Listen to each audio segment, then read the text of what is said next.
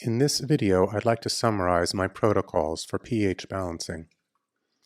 We hear a lot about pH in the alternative medicine sphere. We're told that we want it to be alkaline, but that's not accurate. Our stomachs need to be acidic to break down proteins and disinfect the food we eat. Our large intestines need to be acidic to promote a healthy microbiome. On the other hand, our mouth needs to be alkaline to promote the beginning of starch digestion and to protect our teeth against being demineralized by acids in our diet and those created by bacteria growing in our mouth. Our small intestine need to be alkaline in order to activate pancreatic enzymes so that we can digest food, and to activate the enzyme intestinal alkaline phosphatase, which protects us against bacteria in the small intestine. pH is important, but it's more complex than just you need to be alkaline. In fact, alkaline urine can actually be a sign of very high acidity as ammonia starts to dump into the urine. But I digress. Let's keep this simple. You want your saliva to have a pH of 6.8. You want your stool to have a pH of between 5.7 and 6.2. And you want the urine to have a pH between 6.5 and 6.8. How do we accomplish this? Saliva pH is a measurement of the bicarbonate reserves of the body. And there are 3 ways to bring up your bicarbonate reserves. You could drink a quart of vegetable juice a day. You could eat the small intestines of freshly killed game, which is where their liver and pancreas will secrete their bicarbonate into. Or you can take baking soda first thing in the morning.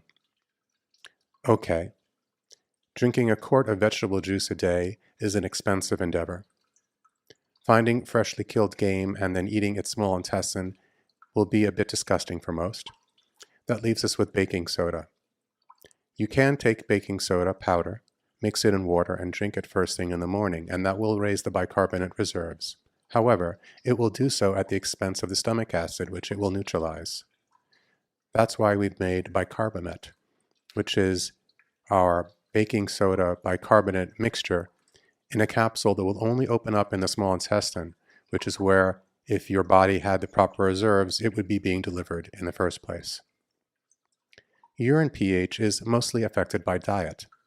If bicarbonate doesn't shift your urine pH enough, try adding 2 glasses of vegetable juice a day to your diet. And if that's not enough, consider eating less grains. Stool pH is controlled by lactic acid bacteria in the large intestine, your microbiome. If your stool pH is over 6.8, consider our microbiome protocol. There are 4 aspects to this.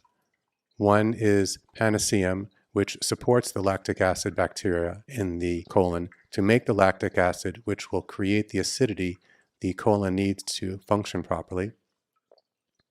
The second is phylomet, which are the actual short-chain fatty acids, the actual acids that your healthy microbiome would make for you in order to bring your stool pH down.